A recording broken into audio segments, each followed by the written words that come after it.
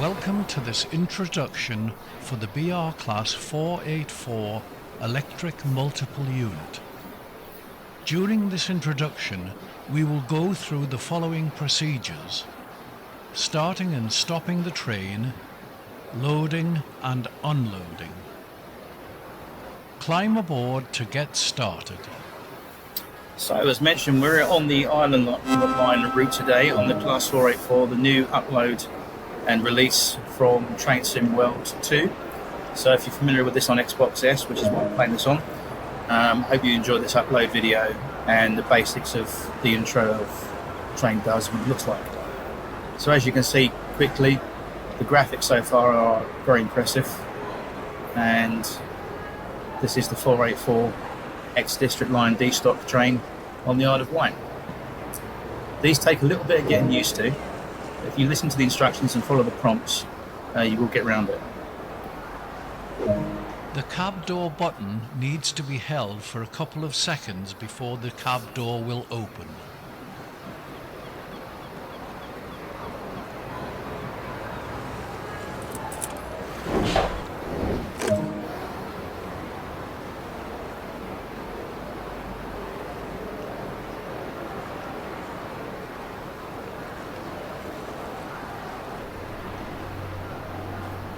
Right, so once inside the cab, there's quite a lot to see and do.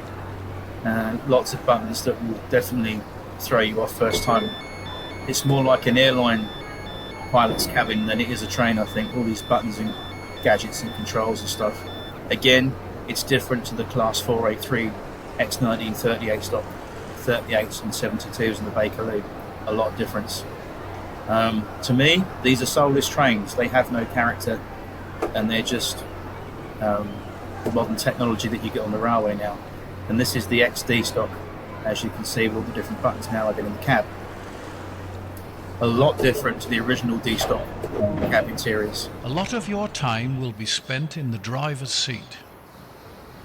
Switch the master key to unlocked to enable this cab for driving. So as well as the audio instructions, you've got the little on-screen prompts that tell you what to do. The destination board and train lights let the passengers know that this service is running and operational. Set the destination board to Ride St John's and turn on the train lights.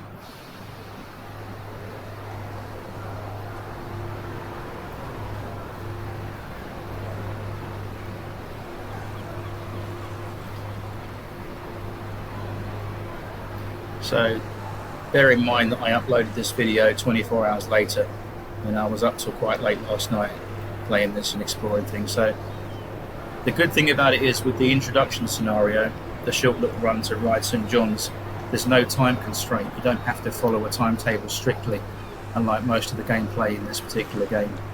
And the other routes, you've got to follow a strict A to B timetable. This one is just, it's open, you just take your time.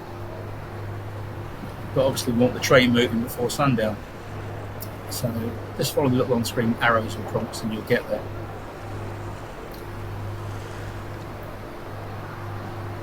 And that's the wipers, we don't want that.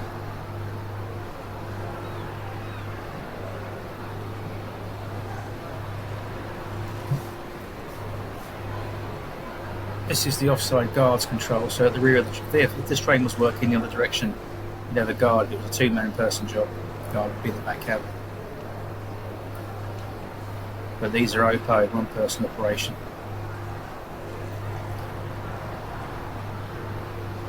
And obviously they have a conductor on the train. I think they do actually in real life. Again, if you've been on the Isle of Wight for real on these trains, let me know what you think.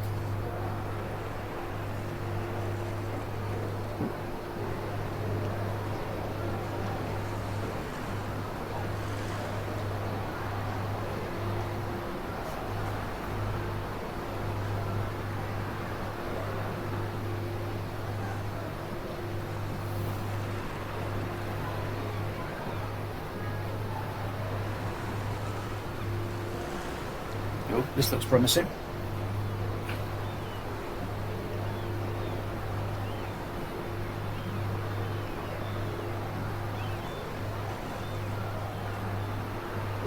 There we go.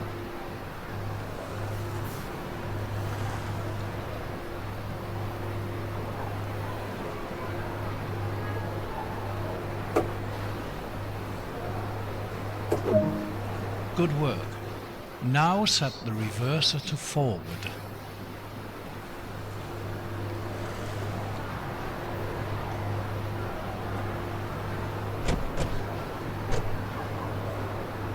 The reverser controls the direction of travel when power is applied relative to the driver cabin view. What a mouthful that was. There are door open, closing buttons on each side of the cab. Each button opens, closes the doors on their respective side. Oh dear, oh dear. Press the door release button for the appropriate platform side Yep. to allow passengers to climb aboard. The appropriate cabin view. Bloody hell. Where do they get these people from?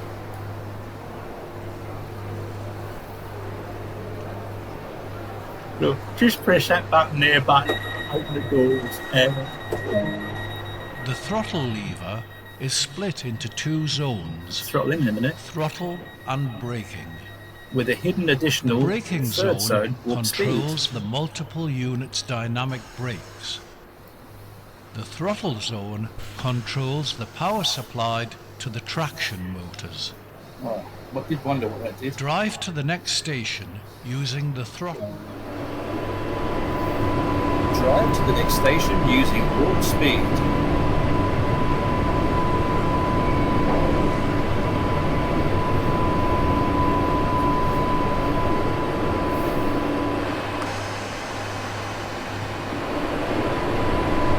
They don't even sound like D-stop, do they? I think about all the years and times I rode on the district line. They sound nothing. And what is that? What's that, a bus horn or something? I think that's a sort of train horn you get in Europe. Well, it's a nice day anyway on the island. Look at that, beautiful day.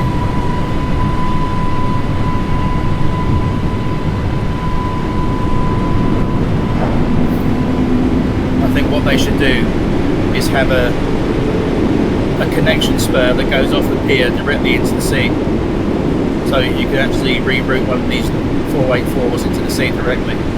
Test their submergibility.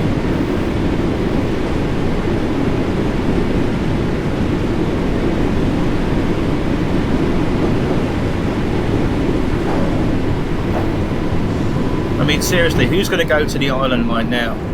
Now there's no 1938 stop left. Ride one of these things. I certainly wouldn't. Even if you gave me a free hotel, a free train ticket to get there, I still wouldn't go on one of these things.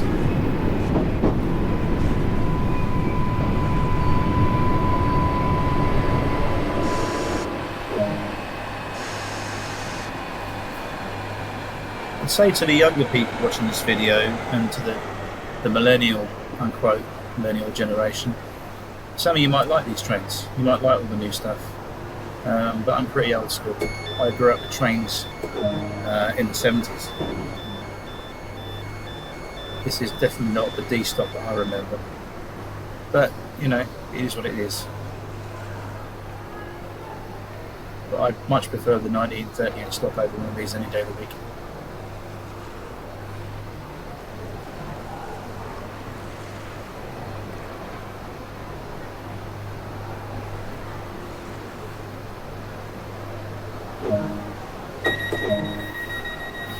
You can actually open and close the doors on the other side from your cross-pad control on your Xbox controller. You don't have to leave your seat, you just have to click the right button and it will do the right side doors and left button accordingly.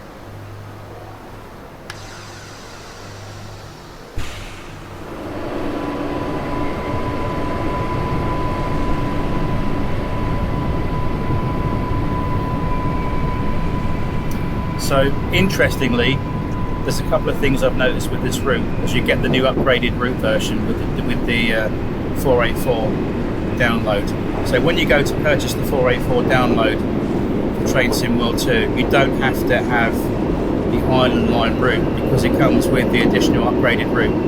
which is good really, which includes the new passing loop reinstalled at Braden, and there's a few signal changes as well. I'll do some more of these videos so we give it a fair chance, because it isn't really fair to judge this game on just one upload, which is the intro. I'll stick some more up on the channel and then you guys can have a look for yourselves.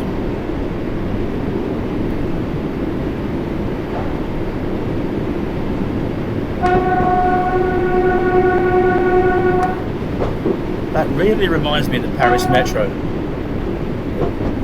It's got that Europe train sound for the horn wise to it. The European train horn, that's what I'm trying to say. It's absolutely horrid.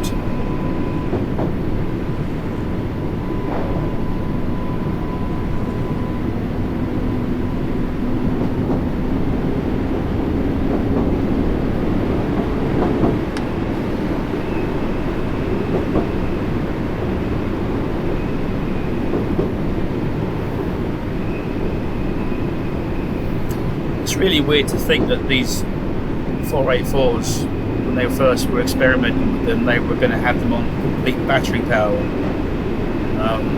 which resulted in quite a few bad fires actually. These trains were meant to be full throttle. They were meant to be diesel or battery powered. They were meant to be EMUs, electric multiple units.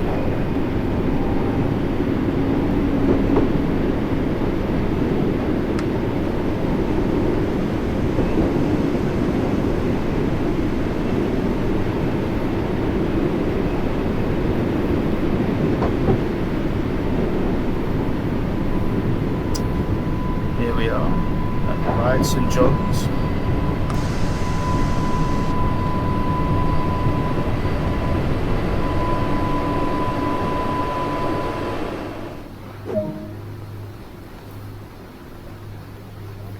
Now, what you have to do, open the doors, let the passengers off the train. They're not prisoners. You can't keep them against their will.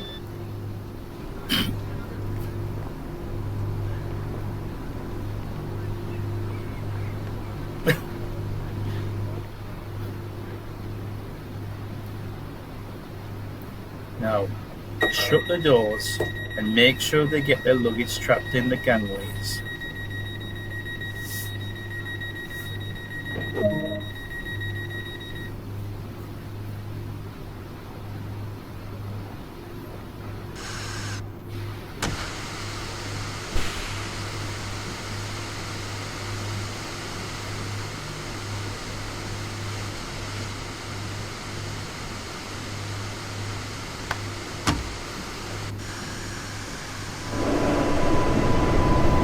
No, you don't want to go forward. You want to stop the train.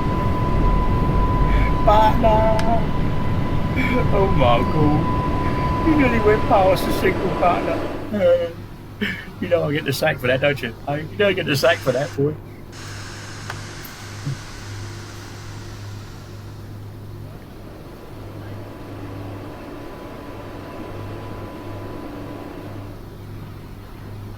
That's it, right. Let's turn that off. No, put it in off. All the way, keep going. There we go. Now we need to turn off the little cursor there's telling me what to press. So trip the auxiliaries, yeah. Turn off the lights. Yeah.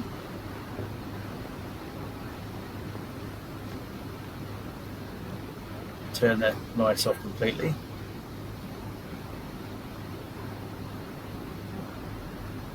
There we go.